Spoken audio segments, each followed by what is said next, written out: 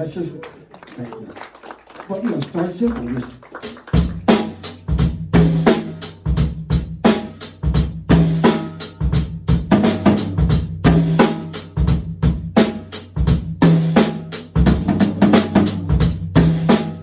you start building a melody on top of the groove. So it's like a whole separate thing to have fun with on the drums. And I'm kind of more into that a lot. I've been just like, you know, it took years to even get to play it in front of people. It was something I just practiced. And then like I started doing lettuce and you mess up a little bit, you're like, you know, but then you just gotta keep going. You gotta keep going. Don't be afraid of messing up. You know, it's gonna happen. Don't try to be perfect. No one's perfect. You know, try not to make the same mistake twice. But don't be afraid of that initial mess up. I used to beat myself up, and for what? You know, we're all trying to get better. We're all trying to improve. There's no one's ever going to master rhythm in our 60, 70, 80 years, whatever we live to.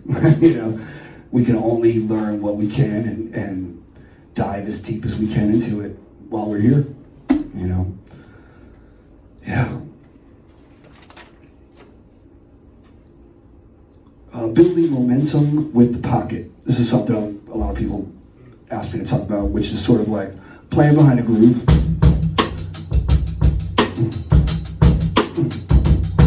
And the soloist is playing, the sax player is playing.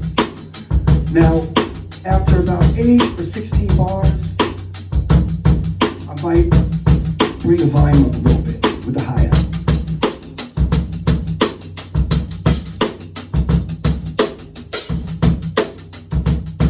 I think it's time for the snare after another 16.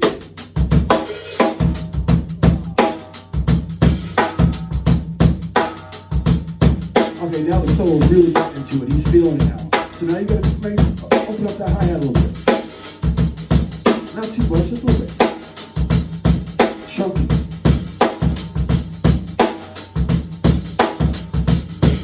Okay, now we go to the next level. You've been on the hi-hat for a while. It's almost all the way open. You don't want to rock.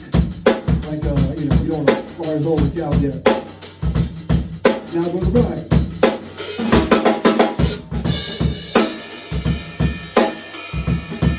Instead of going to ride it and not doing a hi-hat at all, I like to keep a little bit of that pattern in my left hand. So I'm doing little ghost notes over here and a couple beats of the hi-hat with my left hand. So you don't just, it doesn't just disappear when you go to the ride. It stays with you, it stays in the groove. So check this out.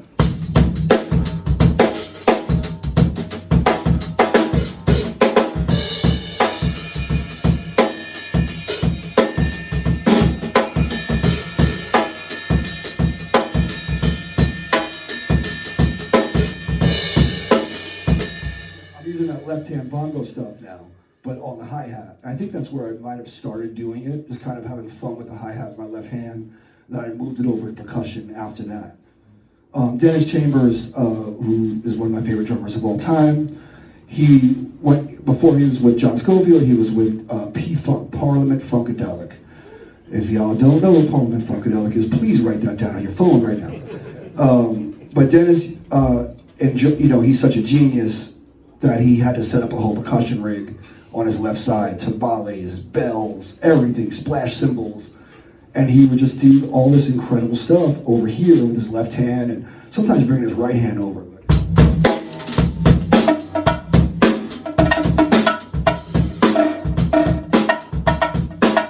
Yeah, kind of just using a lot of cool accents over here. So there's this, what's the live record, Johnny? Dennis? Live at the Beverly. Live at the Beverly. I think that was Dennis Chambers, pretty sure. With P-Funk. Yeah, with P-Funk, that's the one. Yeah, and check that out, and that's where I stole all of the stuff. I got to see Dennis in a clinic when I was about his age, and it was a life changer. Just seeing him go crazy, you know, he was just like the Tasmanian devil from the cartoon where they just spin around. It's like a tornado. That's what it felt like. You know. But since then, I got to be friends with him. I got to do a double drum tour with him a couple months ago. My heart was beating. I was dropping sticks. It was just incredible. I dropped a stick and I didn't have any other sticks because my tech, Jeremy, make some noise for Jeremy, my drum tech on tour. I didn't have Jeremy there, and I had left my other pair of sticks upstairs, and now I'm on the drum set next to Dennis Chambers with one stick. And I go, Dennis, help. You know, I'm playing, the song's already going, George Porter from the Meters on Bass. And he goes, he's playing. He goes, you ready? And I'm playing with one hand, you know. And he literally throws it hard, you know. And I caught it, and it was the greatest moment. You can't drop that stick, you know. It's like, Dennis throwing it to you, you know. So that was a big one. But yeah, you know, being next to him, and he would do like, you know, instead of playing extra stuff, he would kind of take it easy. He'd be like, you play the snare, I'll just go. And he's like, you got it. There's no reason for us both to play the snare. So he would just keep time, and I got to watch how he the way he moves. I grew up dancing and break dancing in New York and going to clubs, and so I really analyze how different drummers move and their movements, their head, their shoulders, if they're slouchers, if they stand straight up, like, you know, there's no wrong answer, like, you know, whatever makes you comfortable.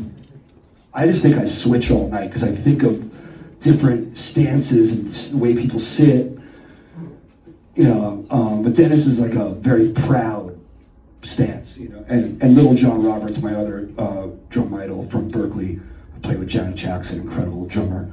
They're proud, they're just out. And just...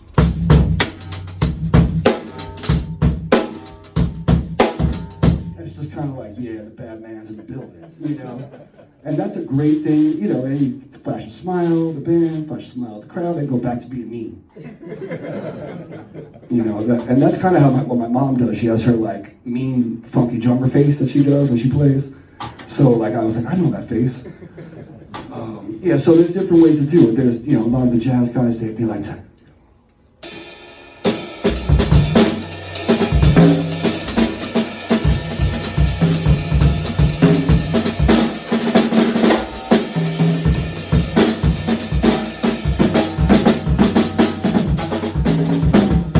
You know, they kind of like lean over, you know, you lean over and you drop the left shoulder and the right shoulder's up because you're playing the cymbal the whole time. You know, so I pay attention to all of these things, like movement is everything. Drumming is dancing, dancing is drumming.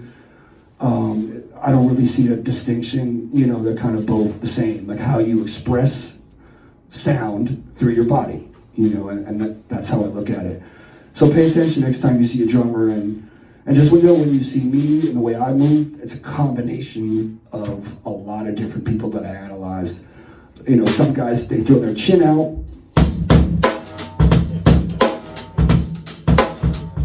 There's the regular head bobbers. There's the side to side. Nigel has me doing, Nigel's the keyboard player for Lettuce.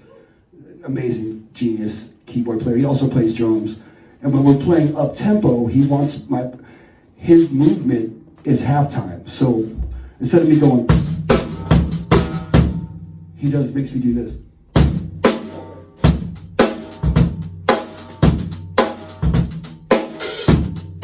And then we both start doing this rock together. He's on the keys and I'm on the drums, so I'm trying to copy his movement. So I'm thinking about other things besides the next fiddle. You know what I'm saying? I'm really trying to play good time, and I'm trying to like make the band and the crowd feel like the groove is under control. Like there's nothing to worry about. We're gonna have a good time tonight. You know, that's the main focus, because if you're thinking about that next hot fill for a drummer that's over there, everything's gonna fall apart, and it always does. I try to, you know, don't worry about that. I actually, when I was at Berkeley, I went to my teachers and I was like, what do I do when these amazing drummers show up to my gigs? And I'm nervous, you know, I get real nervous. He's like, man, you're nervous about these guys. How are you gonna feel when Gad shows up to your gig? Or you see Gad or, you know, Vinny, you know. And I was like, okay, all right, I guess I won't be afraid. But it still always affects me, and I know when drummers are around. But now, finally, I'm 49 years old, and I can just relax and just play a groove. And not worry about it. And I implore you all to learn that before you're 50 years old. Just groove and have fun and make the music feel good, and don't worry about what any drummer's thinking about you. And if they're talking because you're too simple, let them talk, because you will take their gigs. and also I learned, every great drummer can only be at one gig at a time. So there's a gig for you, Like, I would love to be doing all these big gigs and Dua Lipa and all these funky pop gigs, but I got a band, so it leaves it open for other drummers to go get those gigs. And so don't worry about it. All your favorite drummers can only really do a gig or two at a time, So there's always going to be room for y'all. Pattern composition. Are any of y'all in bands? Any of y'all? Yeah, playing, with people is great. Starting groups. I'm a social animal. I like packs, like a wolf pack, and I like putting bands together. I have like 10 bands right now that are all actively recording and gigging because I enjoy doing that. A new group of people, new energies, put it together, and I like to write. I like to come up with music that will fit that group of musicians. By asking them what they're into, what kind of records they like, and drummers, and so I kind of find out, do the interview process, and find out what people are into, and then just put projects together. And I don't wait for people to call me. It's a little bit of a luxury that I'm in a band that people knows, but I should have been doing that in my 20s. Just putting projects together, calling people up, and go, hey man, I want to do these couple covers and these couple demos that I've been working on my computer. And if they're into it, you can start a project. Go into the studio, pay for a session. Doesn't cost that much anymore, for one day. Put down 3-4 songs with a band. You don't have to wait for a label. None of that. Just go in and do it. I wish I had recorded 50 albums, from 25 to 35, and I just didn't do it because I was like, I got to get signed or something. Like, don't wait, just do it.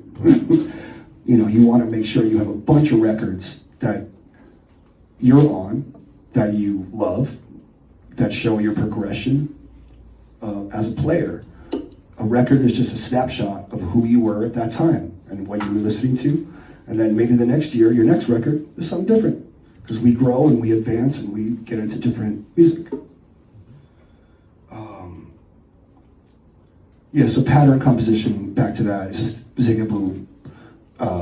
Mike Clark or something like that. This is a Mike Clark groove that I consider amazing pattern composition for a Herbie Hancock funk tune, where you want to do something cool, make people dance, but also keep it slightly off. It's called Palm Grease.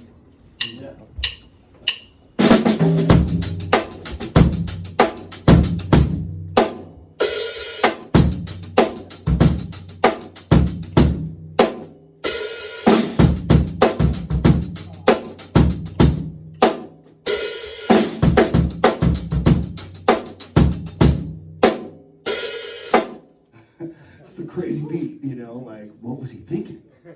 But now it's like still cool, it sounds amazing, and people still sample it and make beats out of it, and it's like, because he's like, I got an idea for this beat, like, don't always record that into your phone. If you're walking around and you think of a beat that's cool and you're vibing with it, sing it into your phone. That will be a song, like, make it a song. Don't let those little cool grooves that you're thinking of in your head disappear. Like, capture them, record them, put them on Instagram, whatever, like, because those are divine little rhythms that come from life and your life experiences. There's like modern techniques I wanted to talk about that are just fun, like the reverse cymbal catch, like a.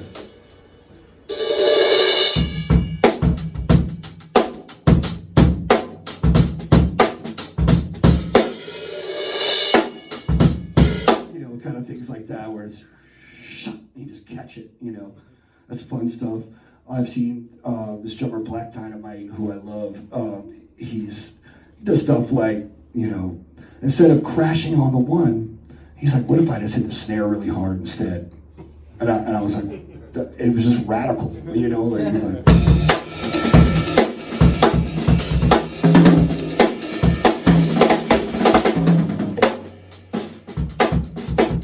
you know, or like, you know, hitting the snare and the crash together. I was like, that is totally different.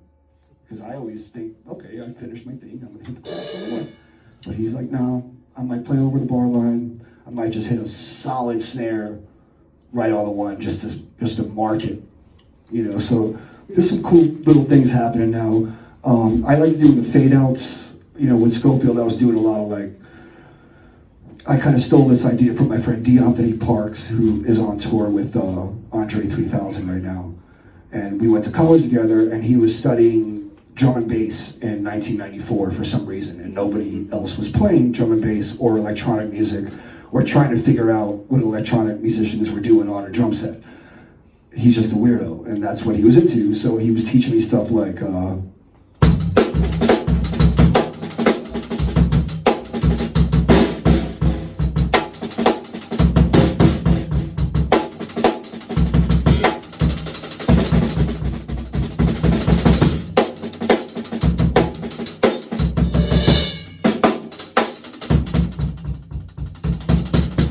drastic dynamics, like real drastic, and you just take up something simple, right, left, left,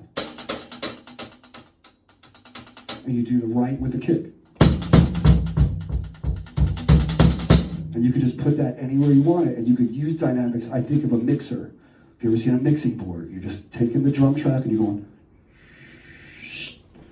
and it's just a fun technique to you know, kind of exaggerate what we could do dynamically. And that always gets, you know, when I was with Schofield, people were like, I've never heard anyone do that before. I was like, I stole it from my homie, you know? And he was like, go ahead and play that stuff, because he's such a futurist. I call him a futurist because he's looking forward instead of what happened. He knows what happened, and he knows what's happening, and he just wants to play what hasn't happened yet. And to me, that's like a visionary, true artist type guy. He plays like art galleries and stuff all over the world. Deitch Parks, check this guy out. But he's like, yeah, he gave me a blessing, and he was just like, man, go ahead and play all that stuff, because I don't even do that anymore. You know? And I was like, wow, thanks, what a present. But I made sure every time people were like, ask me about that stuff, I'm like, definitely Deitch. But, you know, Robert Glasper's drummer, Justin Tyson, I asked him, I said, man, you know about Deitch Parks? He goes, he's my favorite. He's like, you know about him? I was like, yeah, he's like this gem of a drummer, and he's also a musician and a composer. Deitch, he'd be like, I like you, Deitch, you're a composer. You know, you're thinking like a musician. I was like, thank you, man. Thank you so much. I don't know what that means yet, but thanks. Can you hang out, play a little bit more of that? Would you mind on that idea? Could you demonstrate a little bit more of that idea? What, just that delay stuff? Yeah, just a little bit more. Yeah, there was a song called Jungle Fiction that I got to play every night with Schofield for 3 years, and I got to develop all that stuff over the course of 3 years. And when I played on the Uber Jam record, that was the very beginning of me getting into it. And then by the time we developed it after 3 years, I started doing probably some hipper stuff at that point, but the stuff I played on Uber Jam, I was kind of like, it's all kind of new, I'm trying to put it all together. But really, there's an artist called Square Pusher, and if you're into electronic music and trying to bring some of that into your drumming, I would check out Square Pusher. Feed Me Weird Things is the album I had, which is just like samples of drums, like this kit, how it sounds like a tom and a snare, but he programmed it in some weird machine, and it does stuff that you can't really do on a kit, but some stuff you can. And you gotta go through it and go, oh wait, I think I could do that. I think I could, you know, and I listen to all electronic music with that in mind, like whether it's like garage or drum and bass or, you know, trap or drill music, you know, like how can I take that one thing that was done on a drum machine, put it here? And I draw my inspiration from that. A lot of drummers coming up weren't into that. They were like, you know, I don't listen to electronic music, I'm listening to Neil Peart all the time, you know. And it's like, well, you know, you should check out everything, you know, and it's cool that, because the electronic music is kind of untouched, and if you bring that stuff onto the acoustic kit, people are like, what is that? what is that vocabulary, you know? So I just had fun with that kind of stuff.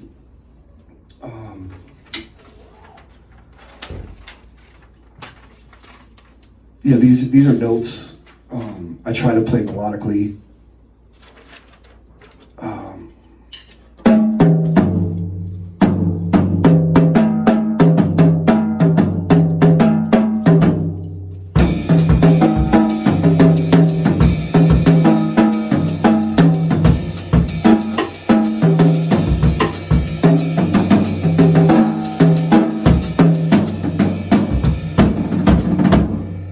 And you could bring the delays into that, like any tempo.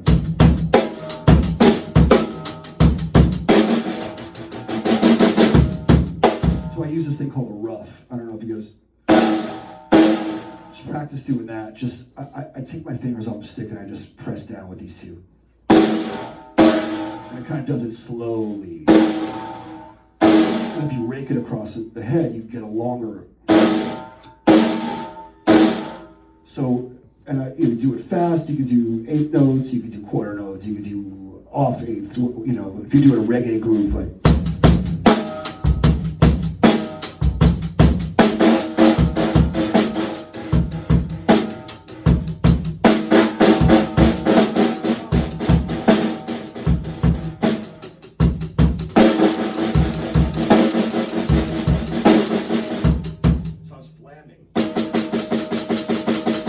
Roughing the left hand. So that kind of stuff, it just sounds like sort of like a delay, like it's just fading away and fading back in. And I just love that. I just love doing it. And when you use the kick to accent the loudest part, that even makes the crowd feel the drop in volume, you know.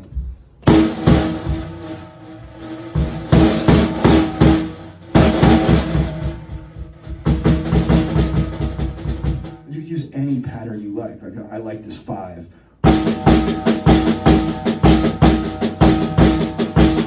Right, left, right, left, left, right, left, right, left, left, right, left, right. And I'll just do the kick with it, and I can fade it in and out.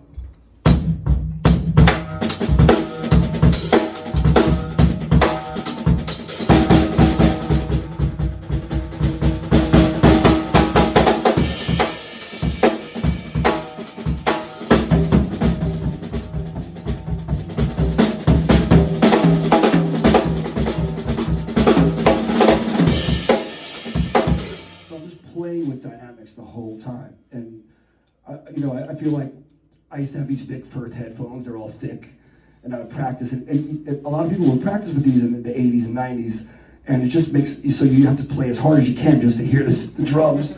I think that messed a lot of people up with just dynamics, you know. And I had to like kind of relearn like, oh, there's all these volume levels that we could do that can make people realize you understand quiet to loud in its full spectrum. So yeah, that's always fun. And then there's, all this new stuff I was talking about, like drill. Anyone know what a drill beat is? You can demonstrate a drill beat right now for me? Not good. Yeah, it's like there's this new beats in hip hop. There's always something new happening, and might as well check it out and put it on the drum set. So this is what I think is a drill beat. Someone from Chicago would probably say that's wrong, but.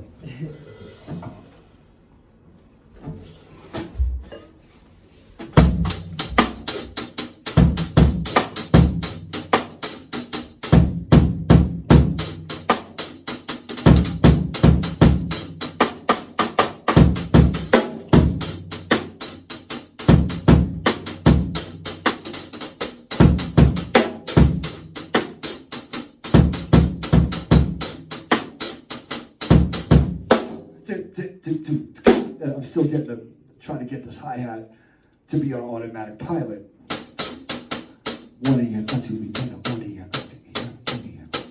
Just have that going the whole time, and being able to kind of experiment and get creative with the kick and the snare, and have this be the guy doing, just doing the work. One of these guys got to be doing the work to make people dance, and then you can kind of play percussion around that, so it's like, you got the worker beat rhythms, and you got the the fun little dragonflies flying around. How's that?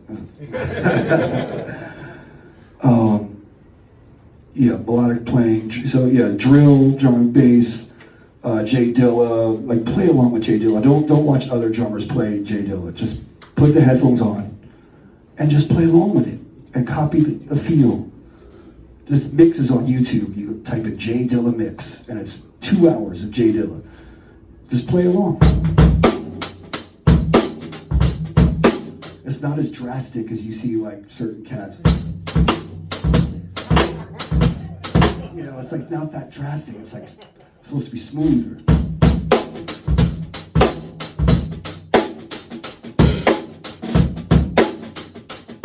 Little flam.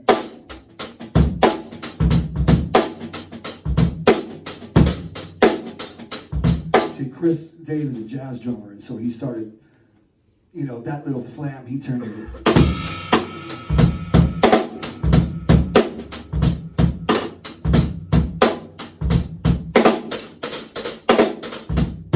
Because in jazz, you do this thing where you.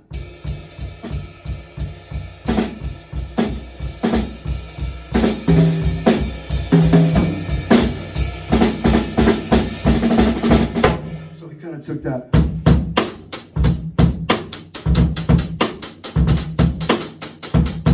You know, opposing triplets and all that stuff, and it gets mathy and jazzy, and it's just Chris, and it's just how he is.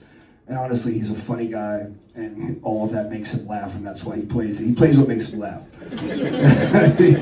I've seen a bunch of his clinics, and he's like, "Watch how crazy this is," and he does break up laughing. Yeah, so there's that. Auditions. I had an audition once for the Average White Band. I showed up. I thought I played pretty well. They made fun of me for saying hello to all the drummers and getting to know them all. And they're like, "This is supposed to be a competition. You're out here being friendly." And I was like, "That's what I do." But I didn't get chosen for the gig, right? So they got an adult. I was a kid, you know. They got a great drummer, and I was like, "Cool." Instead of being mad or weird, I was like, "Thank you so much for the opportunity." Blah, blah, blah. And 3 months later, they called me and they said, "The other guy's not working out, and we need you tomorrow," or something like in 3 days, you know. And I was like, "Oh my God!" So I packed my bags and go, and I started right there and stayed in the band for 3 years. So when you do an audition, even if they don't call you, be graceful, be cool. Don't ever cop an attitude. There's no reason, you know, because they'll call you back. They'll know, like, "Hey, you know, that girl's cool," because that's, you know, being a good drummer is great, and also being a cool person. It will help. So that's the audition stuff. Beatboxing, vocalize rhythms. Don't ever take that for granted. I'm doing that all day. I used to beatbox for my friends that rap in New York, and till I was out of breath, completely hyperventilating for hours.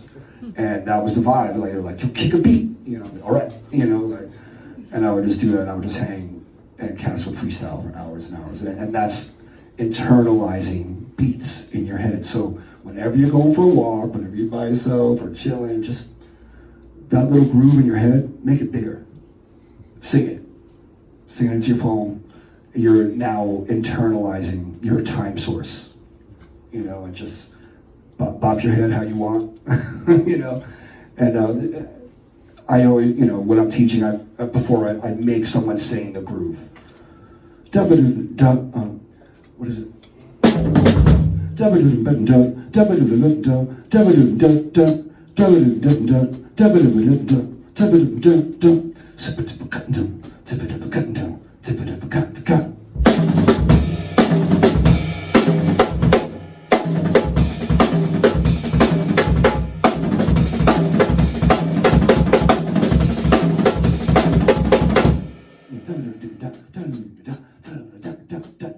I'm always thinking it. I'm singing it, and it's direct. You want to direct from your mouth and your heart and your brain to the hands, to what you play. And I think that's an important thing to talk about, beatboxing and vocalizing rhythms. Bobby McFerrin, anyone know who Bobby McFerrin is? Yeah. That's right. You know, you know, he's like singing, he's got bass lines, he's doing chest percussion, he's mouth, face,